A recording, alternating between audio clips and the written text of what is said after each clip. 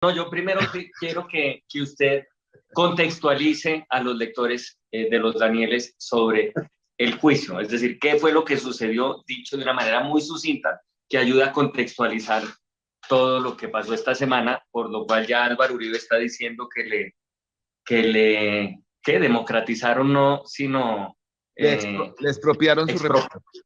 que le expropiaron su reputación. No, no el tema de los falsos positivos ni nada de eso, sino esto. Entonces, ¿qué fue lo que pasó para que Álvaro Uribe sienta que le expropiaron su reputación?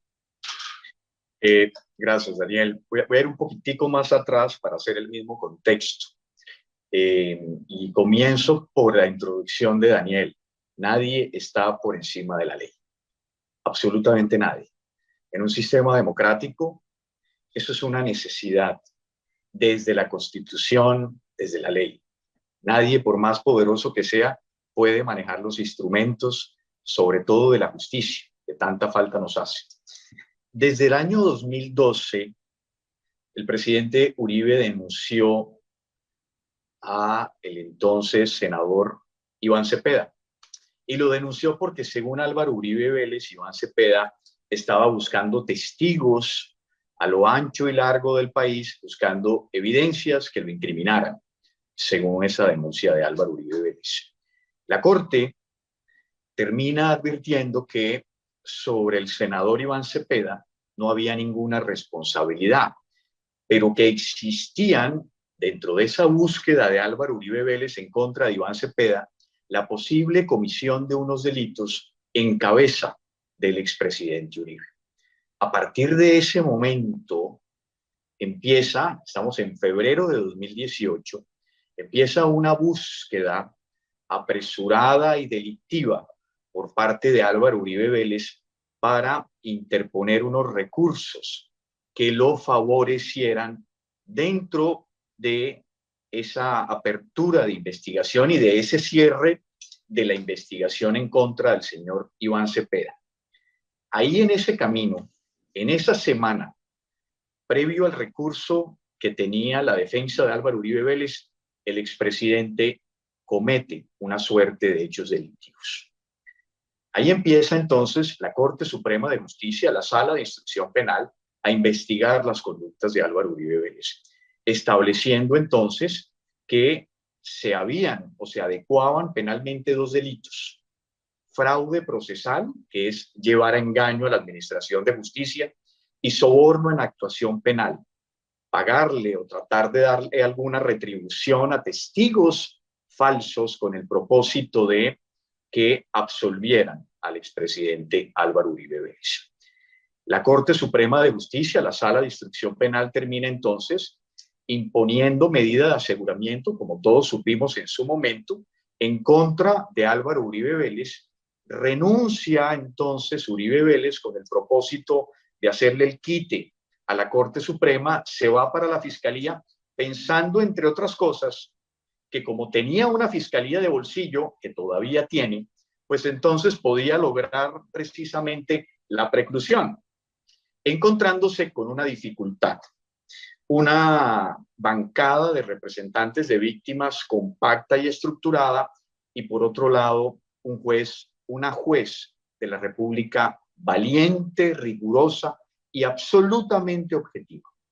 Esos son los dos escollos. Es así que el primer momento, una vez que se devuelve el proceso de la Corte con Ley 600 a la Fiscalía en Ley 906, solicita la defensa de Álvaro Uribe Vélez entonces que se archiven esas investigaciones.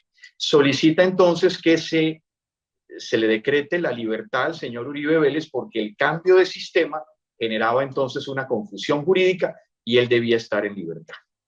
Es así que en noviembre de 2020, el juez cuarto penal del circuito de conocimiento establece una equivalencia jurídica entre la indagatoria realizada en la Corte y la formulación de imputación como mecanismo de vinculación a un proceso penal. Inmediatamente la Fiscalía General de la Nación constituye como representante a un fiscal obsecuente, obediente y servil que se llama Gabriel Jaimes, para que entonces solicite la preclusión de la actuación, y es esa o era esa, Daniel, la audiencia extensa que vivimos durante los últimos meses, donde intervienen cada uno de los sujetos procesales que usted acaba de advertir. Y es así que, pasados días, la jueza entonces tuvo que definir si eran válidos los argumentos de la Fiscalía para precluir esa investigación o, como la representación de víctimas siempre lo ha avisorado, que existen suficientes elementos para llevarlos a juicio. La jueza en esa decisión asume no solamente que la representación de víctimas está en lo cierto, sino adicionalmente las irregularidades, agregaría yo, los elementos delictivos que construyeron la solicitud de preclusión de Gabriel Jaimes, y por eso hoy estamos donde estamos, con la posibilidad real de que Álvaro Uribe Vélez vaya a juicio después de que la Fiscalía entonces, a regañadientes y aún en contra de su propia voluntad, radique escrito de acusación.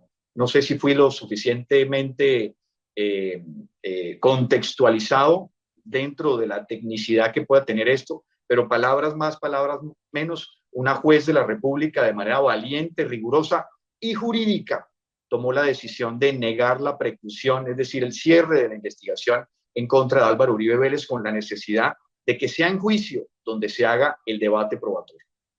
Yo quiero señalar una característica de Miguel del Río, y es que lo identifican como el abogado antiuribista. Por alguna razón, que es lo que le pido que explique, él tiene en sus manos una cantidad de pleitos, todos contra Álvaro Uribe, y quiero saber si son pleitos que le han caído por casualidad, o si además de esos tiene otros de otra índole, o solo está dedicado a hacer pleitos y a llevar a cabo pleitos contra Uribe. Gracias, Daniel, por la pregunta. Me parece que la columna, muy oportuna, muy diciente, yo le agregaría dos elementos adicionales, y es la intervención pusilánime de la Procuraduría General de la Nación, una posición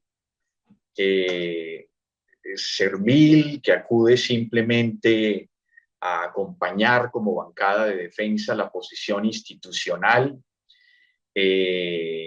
sin lastimar de ninguna manera las evidentes intervenciones delictivas de Álvaro Uribe Vélez. Es importante establecer que también la Procuraduría General de la Nación se convirtió en un ente de bolsillo del poder institucional. Y segundo, agregar un elemento adicional, que ni siquiera es la mediocridad del fiscal Gabriel Jaimes. Ojalá fuera su mediocridad, porque eso por lo menos lo salvaría de la intervención penal. No solamente esas irregularidades, esa precariedad intelectual, esa poca estructura argumentativa, es que aquí hay elementos que construyen eventos penales. Gabriel Jaimes no solamente ha actuado como mediocre, ha actuado como delincuente. Y eso es importante advertir, porque esa necesidad de construir una preclusión sin argumentos, acudiendo al atajo, acudiendo a la búsqueda de evidencia para convertir entonces al acusado en inocente y a la representación de víctimas en responsable penal, lo hace susceptible del ataque por vía del delito de prevaricato. Ahora, entrando un poco a su pregunta, desde que estaba en la universidad, Daniel, creo que se lo decía fuera de cámara, siempre habría querido estar, porque desde la época de la universidad yo consideraba que lo que hacía Álvaro Uribe Vélez era sujeto susceptible de delitos. Y desde ese momento yo siempre soñaba con participar en algún proceso en contra del señor Álvaro Uribe Vélez.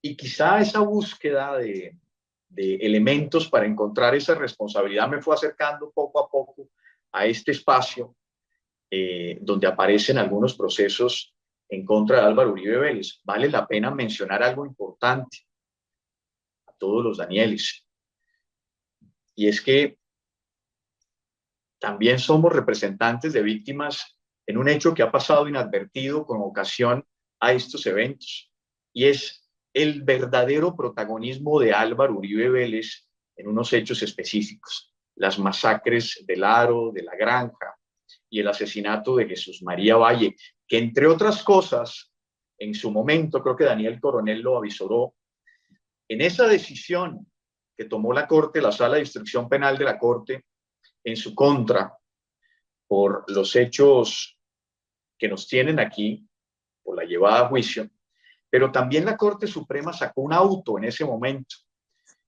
que ordenaba iniciar la investigación y escuchar en versión libre a Álvaro Uribe Vélez por esas masacres y por el asesinato de Jesús María Valle. Lo mío en contra de Uribe no es una obsesión, es una necesidad de justicia, porque la justicia también nos trae estos momentos, Daniel, porque la justicia cuando surge y cuando aparece también es un hermoso edificio. Y como decía el Marqués de Beccaria, hay que cuidarse en esta vida de caer en manos de un juez vengativo, parcializado y armado. Y la Fiscalía General de la Nación hoy está haciendo o cumpliendo esa función. Mi necesidad y la necesidad de la representación de víctimas, en las cuales está el doctor Perdomo, el doctor Montealegre, el doctor Reinaldo Villalba, el senador Iván Cepeda y la señora Deyanira Gómez, es precisamente eso, una necesidad de justicia. Álvaro Uribe Vélez cometió un error fundamental en su vida, tratar de conseguir éxitos democráticos a costa de la institucionalidad. Y para él siempre la ley ha sido un obstáculo. Hoy está demostrado que la ley está por encima de él, Daniel.